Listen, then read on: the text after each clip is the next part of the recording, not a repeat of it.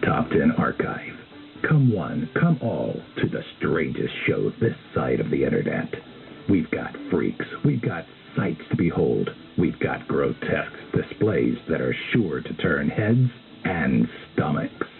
We've got nightmarish creations that you don't want your kids to see. This installment is giving you a look at what awaits behind the curtain with the top 10 weirdest circus sideshows and freaks. It should be noted that these people aren't freaks in the true sense of the word, but rather they were born with abnormalities. These people should be treated as just that, people. Number 10, the human unicorn. You may not see Wang the human unicorn listed in any sideshow gallery, but that wasn't from a lack of people trying to enlist him. During the 1930s, a Russian banker stumbled across a unique Chinese farmer from Manchukuo, a man with a long horn sprouting from the back of his head. The Russian snapped a photo and shipped it off to Ripley's Believe It or Not. The odd show attraction was so intrigued by Wang that they offered a cash reward to anyone who could present the human unicorn for the auditorium.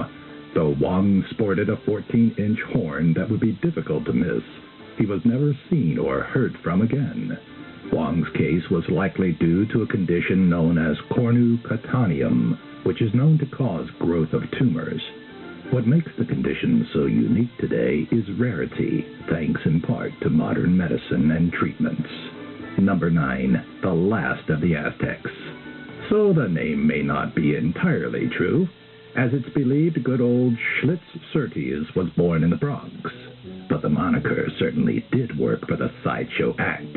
During the early 1900s, Schlitzie held a career in the sideshow circuit due to his pinhead look, which of course made him look like a freak of nature. Schlitzie was no freak, though, but suffered from microcephaly, a neurodevelopment disorder that left him with a small skull and brain.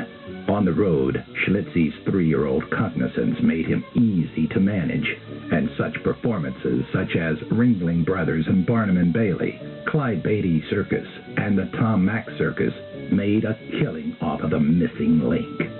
Schlitzie also played a small role in the 1932 horror film Freaks.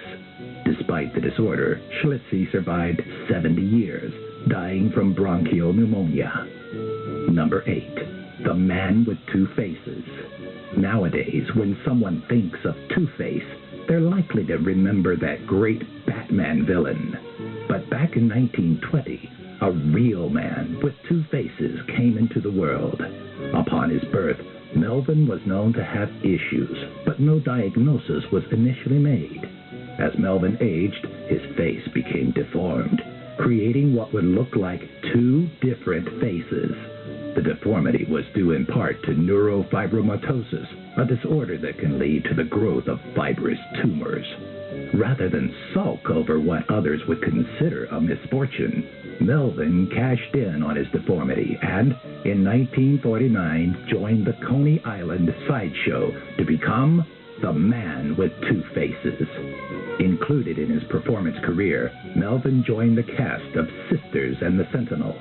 Melvin lived a long and successful 75 years before passing away in November of 1995.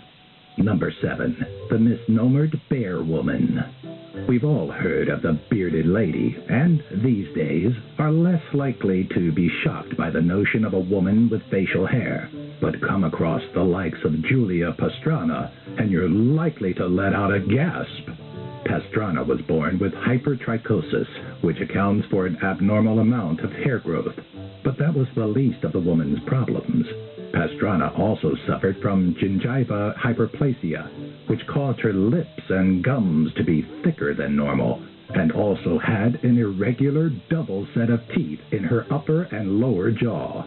The woman joined the sideshow circuit, taking on such names as the misnomered Bear Woman, and was even once believed to have been the product of human and ape copulation. Post-mortem, Pastrana's legacy lived on as her body was embalmed and displayed in collections all across the globe. Number 6, the mule-faced woman. Grace McDaniels was a woman like any other, save for one very distinct feature, her face. Serge Weber syndrome caused a birthmark on Grace's face to thicken and distort her skin, causing her face to become, as some would say, unbearable to look at over time. Serge Weber was degenerative, so as Grace got older, her face became more and more distorted, almost to the point where speaking was an impossibility. Though McDaniels joined the world of freaks and sideshows, she initially despised being considered the world's ugliest woman. At first, she would cover her ears to avoid hearing the introduction, but as time went on, she was able to accept herself for who she was, the world's very own mule-faced woman. Number 5. The Elephant Man. Joseph Carey Merrick is likely one of the most famous men in the history of the world, but chances are you don't recognize his name one bit. That's because to most, he was known as the Elephant Man. Born in 1862 in Leicester, England, Merrick led a tough early life due to the deformities all over his body, including a bony mass on his forehead, enlarged hands and feet, and rough and patchy skin. When life wouldn't throw him a bone, Merrick contacted Sam Torr, a showman that Merrick thought could exhibit him, and exhibit him he did. Merrick started his career as a sideshow oddity in August of 1884, adopting the name the Elephant Man. To travel in public, Merrick wore a black coat, a brown cap, and a burlap sack to cover his face, to ensure the mystery of the Elephant Man remained behind the curtains of the show.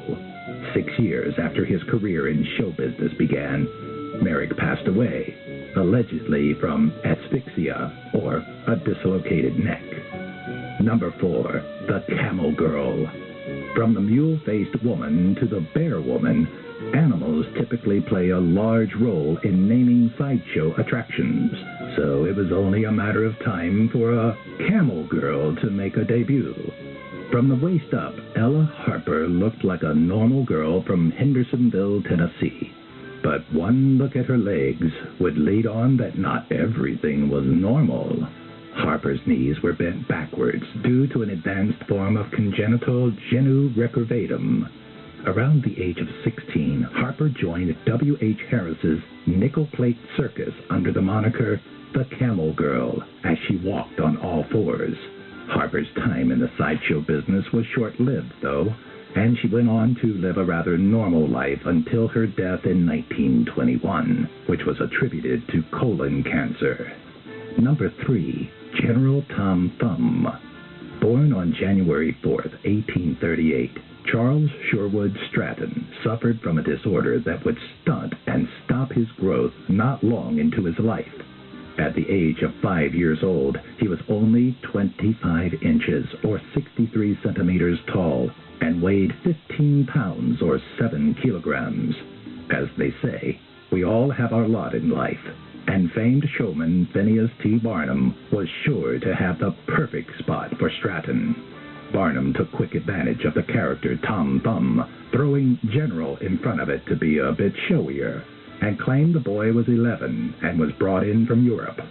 Though General Tom Thumb would grow in his teens, topping off at roughly 3.3 feet or 102 centimeters in height, and weighing in at 71 pounds or 32 kilograms, General Tom Thumb became a staple of P.T. Barnum's show, performing musical numbers and skits internationally for mobs of onlookers. Number 2. The Living Skeleton.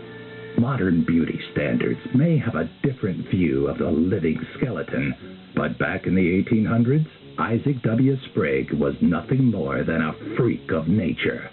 Isaac was a normal boy when his body started to randomly lose weight, and no matter what he ate or did, his weight continued to decrease.